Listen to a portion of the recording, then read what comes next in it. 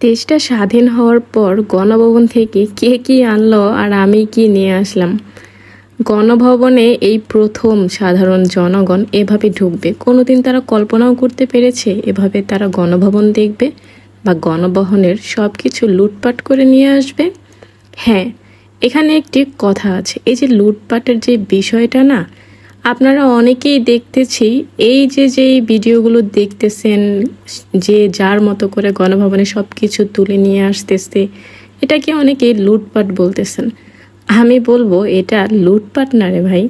যদি আপনি একটাবার গণভবনে যাইতেন তাহলে আপনারও ইচ্ছে হতো কিছু একটা নিয়ে আসেন, কারণ 15টা বছর পর সাধারণ জনগণ একটু স্বস্তির দিন পেয়েছে। জানি না সামনের দিন কি হবে, তবে হ্যাঁ, গণভবনে যাওয়ার পর আমি এতটুকু বুঝেছি সাধারণ জনগণ এতদিন ক্ষুধার্ত ছিল। আর এই যে আমরা সাধারণ জনগণ প্রতিনিয়ত জিনিসপত্রের দাম বাড়াতে ঠিকমতো কবে যে পেট ভরে তৃপ্তি ভরে খেয়েছি আমরা নিজেরাও হয়তো জানি না।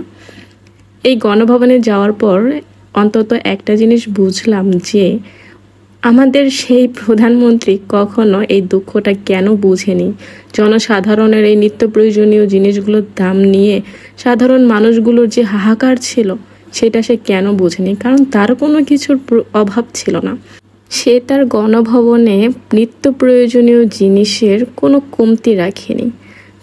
তার যেন কোনো কিছুর অভাব না হয় সে সেটা ঠিকই বুঝে নিয়েছিল। ওইদিকে যে তার সাধারণ জনগণেরা ঠিকমতো খেতে পারে না, ঠিকমতো কিনতে পারে না, সেটা সে কখনো বোঝার চেষ্টাই করেনি, কারণ তার কোনো কিছুর অভাব ছিল না। আমরা ডিজিটাল বাংলাদেশ তো চাইনি, আমরা চেয়েছিলাম পেট ভরে খাবো দাবো, একটু স্বাধীনভাবে চলবো। জানি না সামনের দিন কে ক্ষমতা নেবে, তবে হ্যাঁ, এই আজকের দিনের কথা, এই এতগুলো দিনের কথা আমরা কেউ ভুলবো না। বিশেষ করে এই যে আমাদের শিক্ষার্থী ভাই বোনেরা, এদের কথা সারা জীবন আমরা মনে রাখবো। 1971 সালের যুদ্ধ দেখিনি তো কি হয়েছে, 2024 সালের এই বিজয়ী ভাইদের চেহারা দেখেছি। অনেকে এটাও বলতেছেন যে যুদ্ধে জয়ী হলো শিক্ষার্থীগণ, আর অশিক্ষিত মানুষগুলো ভাঙচুর লুটপাট করে দেশটাকে তলিয়ে দিচ্ছে।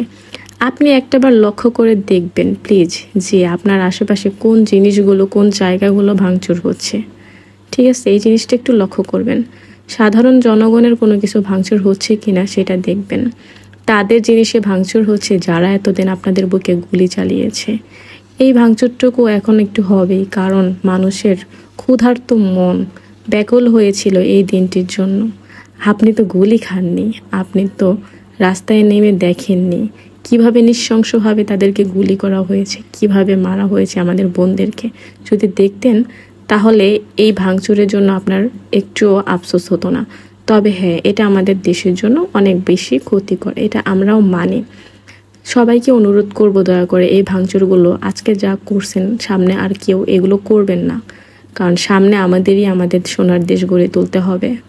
এই ভাঙচুরগুলোর জন্য আমাদেরকেই ক্ষতিপূরণ দিতে হবে, এগুলো আমাদের টাকায় গড়া।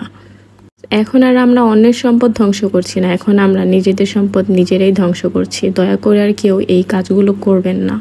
শান্তি শৃঙ্খলাভাবে আন্দোলন চালিয়ে যান। আন্দোলন কিন্তু শেষ হয়ে যায়নি, এটা মাথায় রাখতে হবে।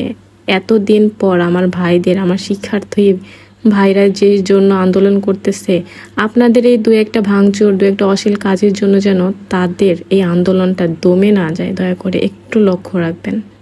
আপনারা আনন্দ মিছিল করেন, অনেক অনেক করেন, যে যেভাবে পারেন আনন্দ করেন, কিন্তু দয়া করে কেউ ভাঙচুর করবেন না। আর অনেকেই বলতেছেন না যে শিক্ষিত জাতি দেশটাকে স্বাধীন করছে। আমি এখানে আরেকটি কথা বলবো যে শুধু শিক্ষিত জাতিরাই কিন্তু আমাদের এই আন্দোলনের সংগ্রামী ছিল না। অনেক অনেক ভাইয়েরা, অনেক কর্মজীবী ভাইয়েরা, অনেক অশিক্ষিত যারা কোনো দিন স্কুল কলেজের ধারেও যায়নি, যাদের বাবা মা রিক্সা চালায়, গার্মেন্টসে চাকরি করে, তারাও কিন্তু এই আন্দোলনে শহীদ হয়েছে। এরকম কয়জনের নাম লিস্ট আছে আপনাদের কাতারে, কিন্তু তারাও তো আপনাদের জনবল বাড়িয়ে দিয়েছিল। এই জনবলটাই কিন্তু আন্দোলনের অনেক বড় একটা অংশ। শুধু শিক্ষিত সমাজ দেশটাকে স্বাধীন করে দিয়েছে আর অশিক্ষিত সমাজ দেশটাকে ধ্বংসলীলায় পরিণত করছে, এই কথাটা প্লিজ বলবেন না। অশিক্ষিত বললে আপনি সেই ভাইদের ছোট করতেছেন যারা কোনো লেখাপড়া করে না, তারপরও আমাদের শিক্ষিত সমাজের সাথে, শিক্ষিত ভাইদের সাথে, বোনদের সাথে আন্দোলনে তারা এক হয়েছে। আমার চোখে দেখা ভাই, এরকম অনেক ছেলেরা আছে যারা বাসা থেকে বের হতে দেয় না বাবা মা। মা গার্মেন্টসে চাকরি করে, মা এমনও বলতেছে যে তোরা লেখাপড়া করিস না, তোরা আন্দোলনে গিয়ে কি করবি, এগুলো ছাত্রদের কাজ, ছাত্রদের সামলাতে দে। কিন্তু সেখানে ছেলেটা জবাব দিয়ে দিল যে এটা শুধু ছাত্রদের কাজ না, আমাদের সবার কাজ। ছাত্রদের পাশে না থাকলে ছাত্ররা জিতবে কি করে, সেই ডায়লগটা দিয়েই কিন্তু ছেলেটা মাঠে নেমে যায় এবং সে রক্তাক্ত হয়ে বাড়ি ফিরে আসে। তাহলে এই যে ভাইরা এই যে ত্যাগগুলো করে, এগুলোর কয়জনের নাম আপনাদের লিস্টে আছে বলেন? তারা ছাত্র না বলেই তাদের নাম আপনাদের কোনো লিস্টে নেই। যদি ছাত্র থাকতো তাহলে অবশ্যই থাকতো। তাই বলে কি এই যুদ্ধে তাদের কোনো দাম নেই? তারা কি তাদের জন্য ত্যাগ স্বীকার করেনি? তাদের পরিবার কি এই যুদ্ধের জন্য ত্যাগ স্বীকার করেনি? তাদের কথা তাহলে এভাবে কেন বলেন যে অশিক্ষিত সমাজ দেশটাকে ধ্বংসলীলায় পরিণত করতেছে? দেশটা তো ধ্বংসলীলায় সেদিন থেকেই পরিণত হয়েছে যেদিন থেকে কোটা আন্দোলন শুরু হয়েছে। তখন তো আপনারা ভয়ে কোনো পোস্ট করেননি, ভয়ে কোনো কমেন্ট করেননি। এখন কেন হাজারো হাজারো ভিডিওর পিছনে আপনাদের একটাই পোস্ট, একটাই কমেন্ট যে অশিক্ষিত সমাজ দেশটাকে ধ্বংস করে দিতেছে? অশিক্ষিত সমাজ বলতে আপনি কাদেরকে বোঝাচ্ছেন? তারা কি এই আন্দোলনে কি তারা কি ছিল না? তারা কি আন্দোলন করেনি? শুধু কি ছাত্রীরাই আন্দোলনটা করেছে? কোনো সাধারণ জনতা, সাধারণ জনগণ কি আন্দোলনে করেনি? সব থেকে বড় কথা কি ভাই, দেশটা স্বাধীন হয়নি, শুধুমাত্র আমরা স্বৈরাচারী শাসকের হাত থেকে মুক্তি পেয়েছি।